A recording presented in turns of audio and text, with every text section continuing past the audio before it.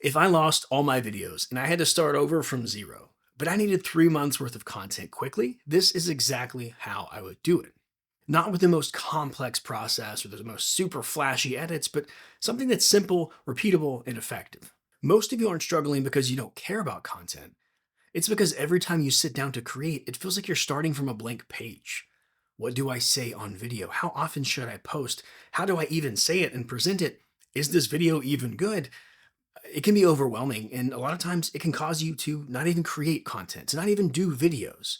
But I want to share with you the most simple and effective process that I use personally and with clients to create value-oriented videos with a repeatable, sustainable process that works every single time. So in this video, I'm going to walk you through my 7-step process that can take you from 0 to 3 months worth of content, even if you feel like you're starting from scratch, even if you feel like you're an absolute beginner. And by the end of this video, you will know what to talk about, how to structure it, how to record it, and how to turn it into 90 days worth of content that's ready to post that you can start using right away. If we zoom out all the way, we want to look at the big picture. What are we trying to create videos for?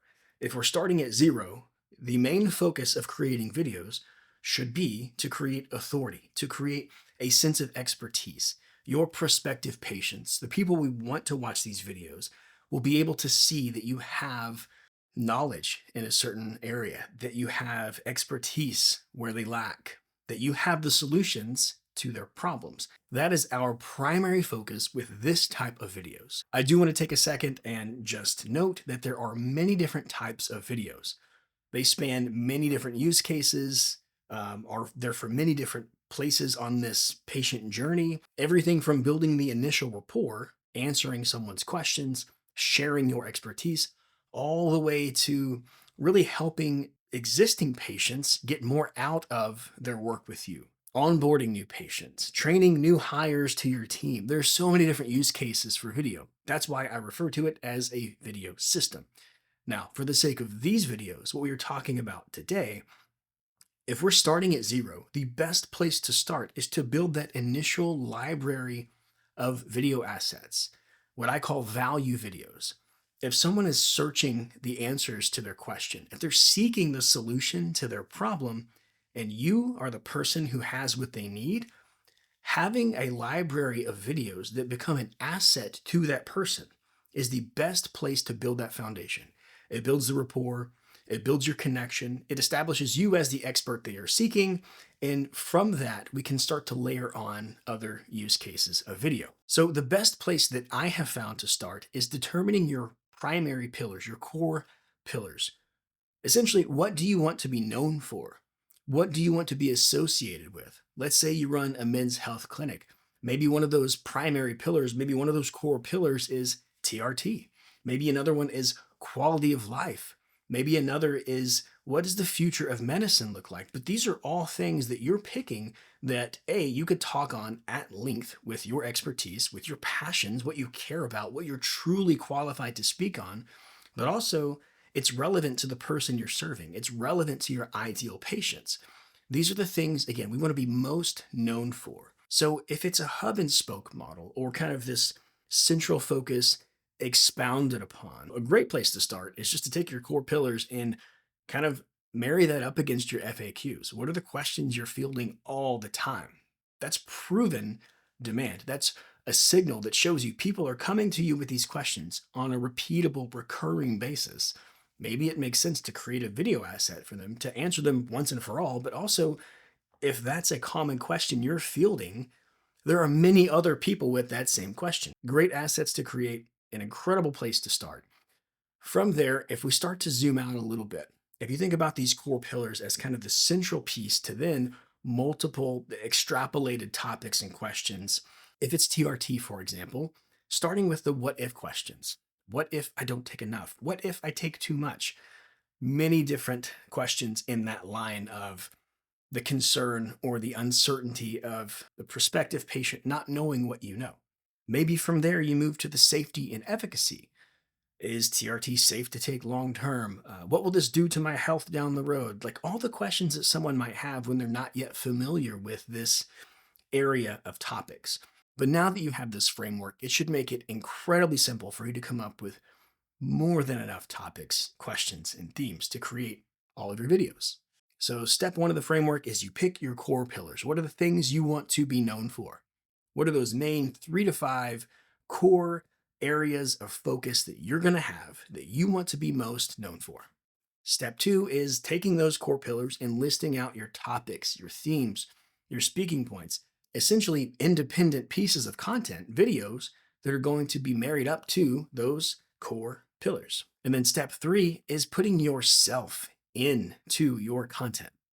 This is important. And honestly, it's a step that most people just skip altogether if they even consider it at all. There's a ton of noise. And frankly, from someone who's in this space, I see it all the time. It just feels regurgitated. It feels like everything looks and sounds the same. You are a person. You have unique qualities and interests and your likes and your dislikes. And what makes you you as a human is ultimately going to be what attracts the right patients and maybe repels the wrong patient. So I cannot encourage you enough. Put your own personality into your content. Yes, these videos in particular are primarily suited to be value oriented. They are solving problems and answering questions, but that does not mean that you have to remove yourself entirely from the process. If you're robotic in how you present to camera, if you're lifeless and dull and stale, overly stoic, cold, those aren't things that are going to attract someone, especially in the space you operate in healthcare, in providing someone with something that is going to need trust. They need that rapport if they're going to choose you as their provider. So, a simple place to start when you're determining your style and your voice, putting yourself into your content, is thinking about your communication style. Are you someone who is very to the point? You're very concise, you're very blunt, very on the nose. Everything you say is very specific, it's tight, and you could easily give question, answer, problem, solution. You could just run down the list without needing a ton of explanation or a lot of runway to prove your point. You can just be very, very intentional, laser specific with how you communicate. If that is you, speak that way. Create your content that way. Bite-sized value, deep context without needing a lot of words to do it. Or if your conversation style is a little bit more story based, maybe you like to let things breathe a little bit. Maybe you like to share some personal experiences of how you came to know the thing you're sharing. This is my preference. This is how I find myself communicating. But if that's you, don't try to force yourself into the other box of collapsing down the way you like to communicate. There is an audience for different communication styles and types. Yes, I know at the end of the day, we're competing for attention on the internet, but don't try to be someone you're not. Don't try to suppress all of the things that make you uniquely you in order to just earn someone else's attention. It's an unhealthy route to take, and ultimately it does make your content less authentic and it makes it less you. Eventually, you will despise the process of creating videos. Don't do that. So if you know your communication style, it would help you with preparation as well. So another thing people often neglect, do I want to have bullet points listed out? I have my bullet points. I don't like reading from a script. Wherever you fit in that, the best thing I can say, the most encouraging takeaway I can give you is just make sure it is true to you and it is intended for the right person. Those are the best guardrails I could say. A lot of this is subjective, but in terms of making it feel like it's right, just keep it within those parameters. Next is the recording process. So Riverside has been the most simple to use program that I have found. I've used a few, I haven't used them all, but from the ones I have used, Riverside by far and away has been the most simple, all in one place tool that I found to create these video assets with this particular setup. So it's primarily made for video podcasts, but even if you're not creating a podcast, all of these tools are very useful for this type of video content. Let me show you how. So when you open your Riverside Studio, you want to make sure that you select host. You can determine if you're using headphones or not.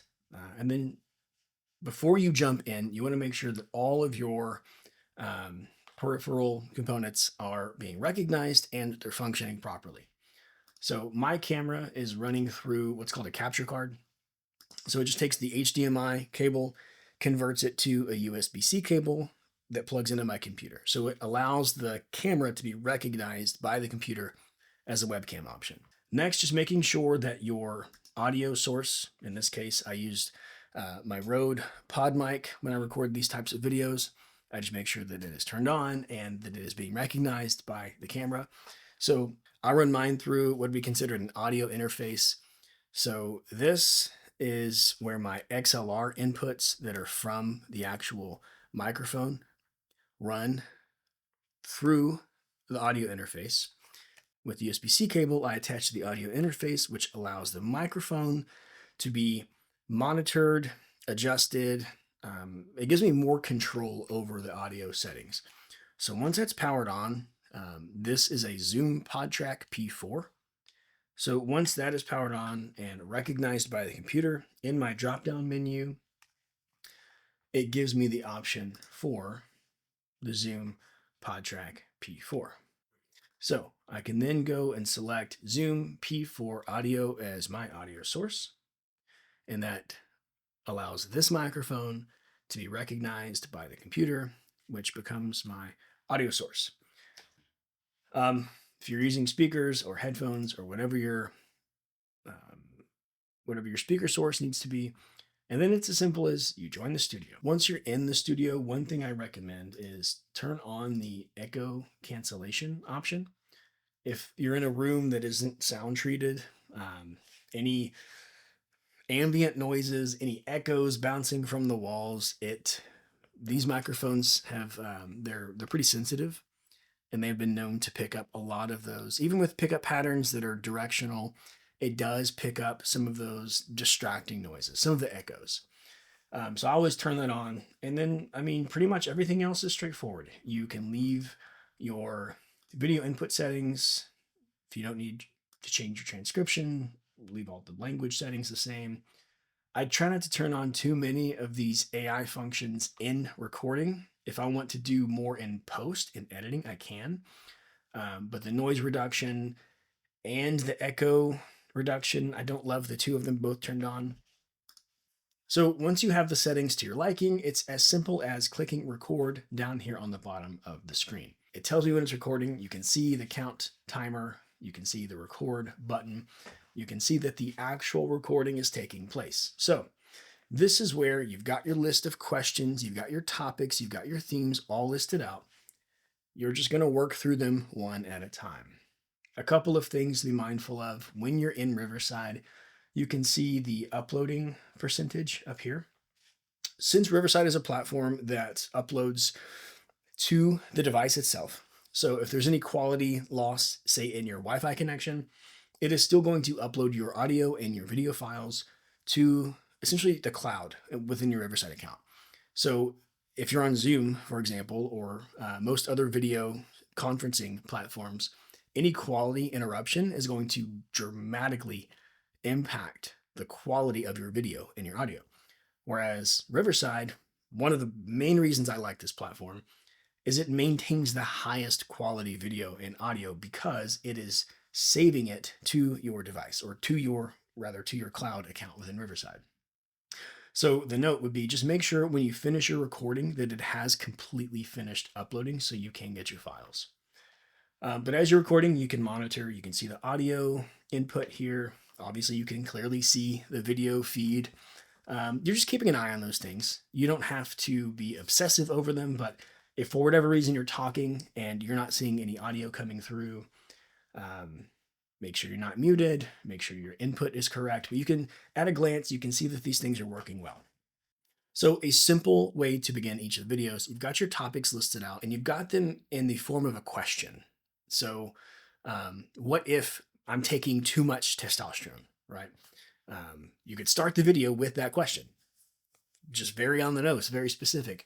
Are you worried you might be taking too high of a dose of your TRT? Are you worried that you might be taking too much testosterone? And then you get into the answer. Then you get into the meat of it, the context of it. So make sure with each one, you're not just jumping into the answer. You're going to need that hook when you're creating the video. You're going to need effectively telling the preferred audience if that video is for them or not.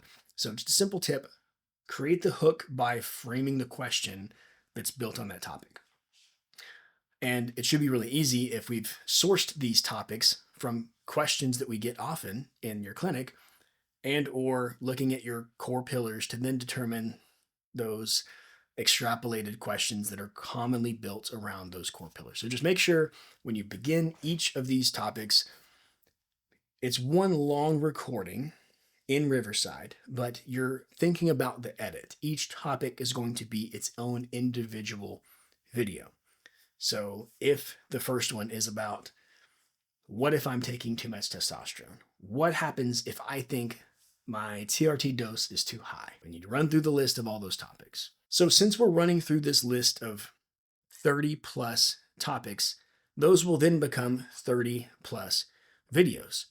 The way we do that is through editing. Let's talk about the editing. So for the sake of this video, since my recording was just showing you the process and I did not run through 30 plus topics, I'm going to show you with some client videos the actual editing process. So this is Juan. If you don't know Juan, he's a good dude. Really enjoy working with him. He's got a clinic in Florida.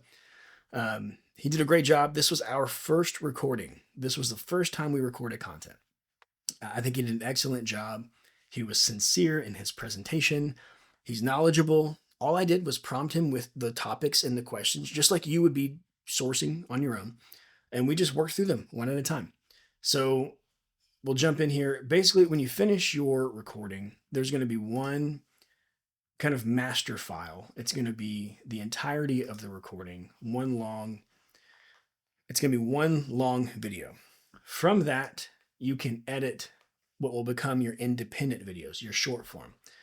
So for the sake of this, I don't need myself in this batch of videos. This isn't a back and forth podcast with dialogue. It's just one. So I go and first thing I do is I mute my track. That won't be relevant to you unless you have someone feeding you questions like I do for the clients. But if it's just you, it'll pretty much start out like this. It'll just be your recording.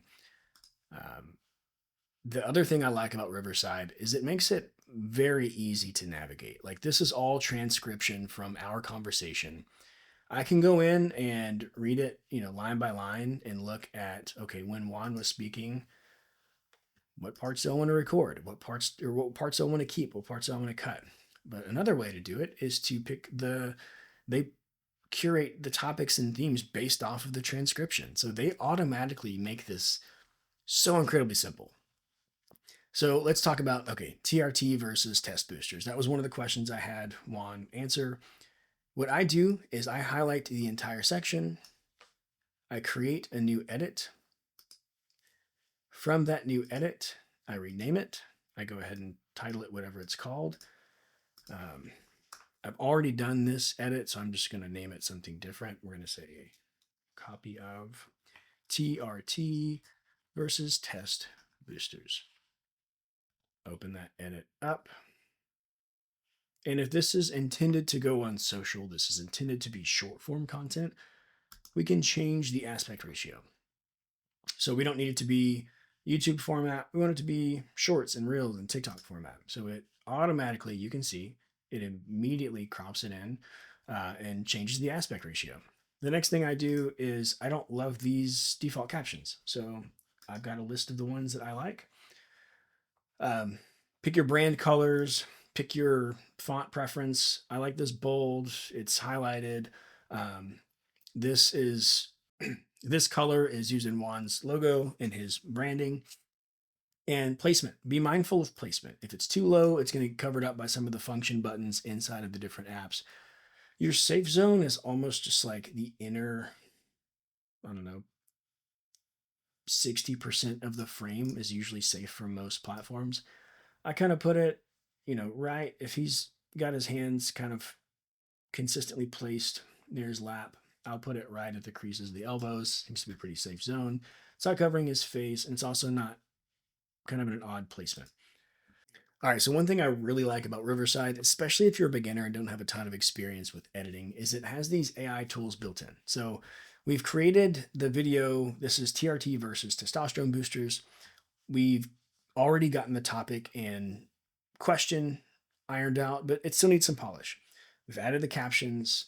We formatted it in the right aspect ratio, but it needs a little bit of cleanup. So I go in and I click remove pauses and remove filler words, and immediately it takes out all of the different points within this video, um, that, especially for short form, that we just really want to tighten. And that saves you a huge step. You can see all the little cuts down here. You're not having to go in and do those independently. It does it for you. The next thing I work through is just making sure that the captions and the transcription, that there's no spelling errors. Sometimes if you're talking about names of people, medications, things that are, maybe difficult spelling, you want to go in and just double check those.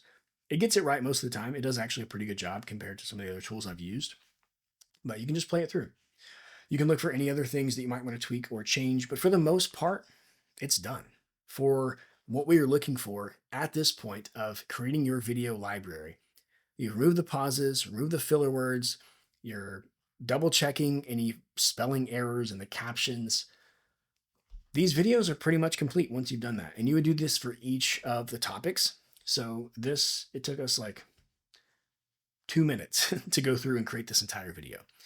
The recording itself, let's say you spend the full hour just running through your list of topics and questions. And then you can go in and 2 to 5 minutes edit each of those videos. When you're finished with it, you go over to export. You can choose the quality that you'd like to export it in. Obviously, remove the watermark. I don't adjust, like I mentioned, I don't like competing AI tools. If I've done remove the echo in the recording, if it sounds strange in your editing, if it still sounds like there's a lot of room noise or kind of distortion, you can remove background noise. Like I said, I don't like to do both. Outside of that, the video is ready. Export the video. You can keep editing, go back to your main timeline, which was here, work to your next topic. Oh, long-term safety of TRT. We do the same process there. It's as simple as that. That is the fastest, most effective way that I have found to really knock out a lot of videos in a short amount of time. So it's a pretty easy to use platform. Like I said, I've used others. This one is the one that I feel is most beginner friendly. You can follow these steps, you can follow this process, and create 3 months worth of content in a very short time.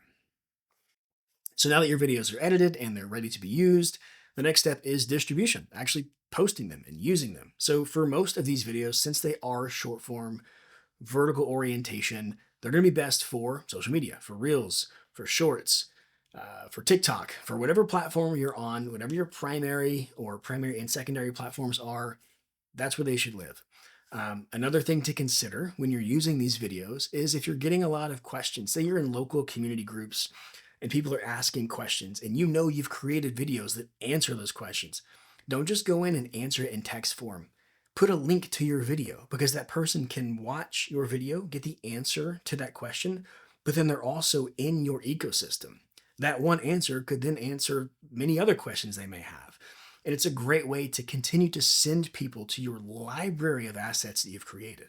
That is true for people that reach out to you. If these are your FAQs plus other very common questions, it's highly likely that you'll have the opportunity to take inbound calls and leads and point them in the direction of this library of assets that you've created. So those are great use cases, great for distribution. I would strongly encourage you put them on YouTube as shorts. It's a very search-based platform. So people are actively looking up the answers to these questions, whereas a lot of your social medias are interest-based platforms. And both of them, if you're using them, they work in kind of a complementary fashion to one another. And then the final step, step 7, is listen. Listen to feedback. Are you getting any DMs about how helpful that video that you posted was to someone? They've had this question for a long time. They've been uncertain for a long time, but your video helped to clarify it. It made it feel so much simpler and less intimidating. And maybe now they're ready to begin their HRT or TRT journey. Or you're getting emails. Someone has said, hey, I've found your videos to be incredibly helpful. I've been watching them for some time. And maybe you had no idea. Maybe they weren't actively engaging with it or liking it or commenting on it on your post, but they were consuming it. And all the while, they're moving themselves further along this journey and this path of trust and rapport. And they're more likely to do work with you. They're more likely to choose you as their provider. So listen for those things. Those are highly significant signals telling you that the content you're creating is helping, it is working. And then for maybe the videos that aren't getting any feedback, maybe for the videos that over a long enough time horizon, we're not expecting this to be effective overnight, but maybe it's been a couple of months and there's a topic or a theme or a category that just hasn't gotten much response in comparison to some of the others. Maybe adjust and do more videos around the topics that are getting a lot of the feedback. So listen and adjust and then repeat. Then you go back to the beginning because after that 3 months, after that 90-day window has passed, you have a good idea of what videos are working, which ones you could probably replace. And this process, this framework is repeatable. And it should be, by this point, much simpler for you to run through and continue and sustain. So if you're starting from zero and you need to create your content, the way to get 3 months worth of content in the most effective way possible, pick your pillars, turn them into patient questions, choose a style and a delivery and a presentation, communication style that fits you best, record within Riverside, do these simple cleanup edits, export your videos, and then distribute them to your social media platforms, to your YouTube channel. That's it. You should be well on your way to creating great content that serves your practice. If you want a little bit more help mapping out your specific pillars and your specific topics, I would love to help you. If you're still feeling a little bit stuck, this is brand new to you, a little bit overwhelming, I would love to be a resource to you. Please reach out. I'd love to help. Thanks.